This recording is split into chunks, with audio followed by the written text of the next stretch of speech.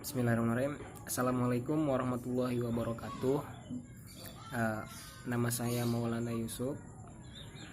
Nomor induk mahasiswa 171410047. Nah, di sini saya akan menjawab pertanyaan ujian tengah semester mata kuliah manajemen perbankan. Nah, yang pertama, sebutkan undang-undang perbankan serta pengertian bank. Nah, undang-undang perbankan yaitu Undang-Undang Nomor 10 Tahun 1998 atas perubahan dari Undang-Undang Nomor 7 Tahun 1992. Nah, pengertian bank. Jadi menurut Undang-Undang Nomor 10 Tahun 1998 Pasal 1 ayat 2 bahwa bank adalah badan usaha yang menghimpun dana dari masyarakat dalam bentuk kredit dan atau bentuk lainnya dalam rangka meningkatkan taraf hidup rakyat banyak. Nah, kemudian pertanyaan yang kedua, jelaskan peran Bank Indonesia terhadap pemerintahan. Nah, jadi peran Bank Indonesia terhadap pemerintahannya. Yang pertama, jadi Bank Indonesia itu bertindak sebagai pemegang kas pemerintah. Yang kedua, jadi Bank Indonesia dapat menerima pinjaman luar negeri ataupun untuk menyelesaikan tagihan dan kewajiban keuangan pemerintah terhadap luar negeri dengan mengatasnamakan atau untuk dan atas nama pemerintah. Yang ketiga, yaitu pemerintah wajib meminta pendapat atau mengundang BI dalam sidang kabinet yang akan membahas ekonomi, perbankan, dan keuangan yang berkaitan dengan tugas dan kewenangan Bank Indonesia. Terus yang keempat, yaitu Bank Indonesia memberikan pendapat dan pertimbangan kepada pemerintah mengenai RAPBN serta kebijakan lain yang berkaitan dengan tugas wewenang Bank Indonesia. Yang kelima, dalam hal pemerintah menerbitkan surat-surat utang negara bahwa pemerintah wajib terlebih dahulu berkonsultasi dengan Bank Indonesia dan Dewan Perwakilan Rakyat. Yang keenam, Bank Indonesia dapat membantu penerbitan surat-surat utang negara yang diterbitkan pemerintah. Dan yang ketujuh, Bank Indonesia dilarang memberikan kredit kepada pemerintah.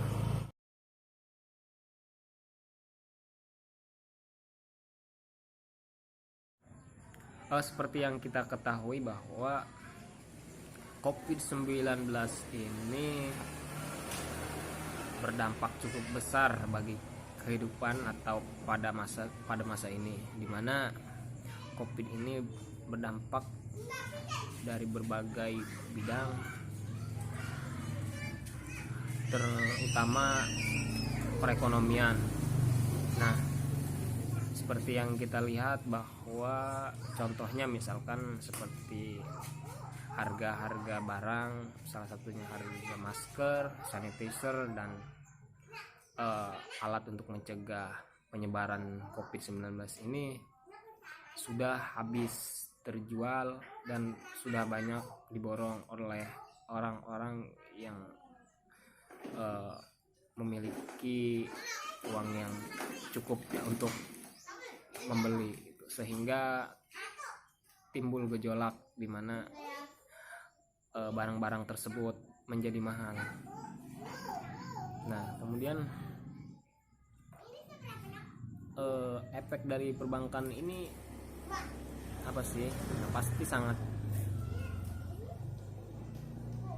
memberikan efek ya terhadap perbankan di sini, sehingga Bank Indonesia mengeluarkan kebijakan moneter mulai dari pemangkasan suku bunga, triple intervention, pemangkasan GWM, hingga convergent rate untuk menjaga sistem keuangan tanah air dari guncangan virus corona ini.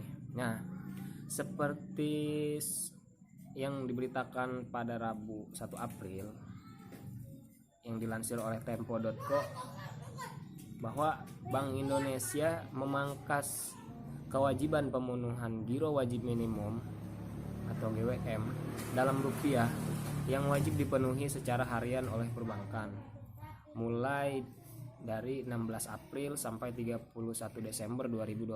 Nah, besar cadangan kas yang wajib ditempatkan perbankan di Bank Indonesia itu menjadi hanya 0,5%. Nah, ketentuan ini merupakan salah satu implementasi kebijakan makroprudensial Bank Indonesia yang akomodatif untuk mendorong intermediasi perbankan ini. Dan ini adalah upaya Bank Indonesia untuk memitigasi dampak COVID-19. Kemudian pemberian insentif ini diatur dalam peraturan Bank Indonesia nomor 22/4 PBI 2020 tentang insentif bagi bank yang memberikan penyediaan dana untuk kegiatan ekonomi tertentu guna mendukung penanganan dampak perekonomian akibat wabah virus corona ini. Nah, jadi peraturan ini berlaku efektif mulai hari ini atau mulai kemarin. Karena sebelumnya pada November 2019 Bank Indonesia juga pernah menurunkan giro wajib minimum rupiah. Penurunan ini berlaku untuk bank umum konvensional dan bank umum syariah atau unit usaha syariah sebesar 50 basis poin, sehingga GWM masing-masing adalah 5,5% dan 4%, atau GWM rata-rata 5%. Nah, keputusan ini berlaku efektif pada 2 Januari 2020. Menurut saya kebijakan pemerintah ini cukup baik, tinggal bagaimana mengawasinya saja dan dijalankan dengan baik. Karena ada pemangkasan ini pasti setiap bank dan masyarakat juga banyak yang menarik uangnya dari bank karena kebutuhan buat mereka, buat kebutuhan mereka sehari-hari.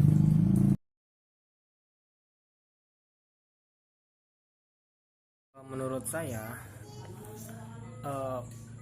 yang harus dilakukan oleh manajemen bank pada saat kondisi adanya COVID-19 ini, bank harus selalu memonitoring nasabahnya dan bank berusaha untuk memberikan keringanan bagi mereka yang memiliki kewajiban atau cicilan kredit atau menunda.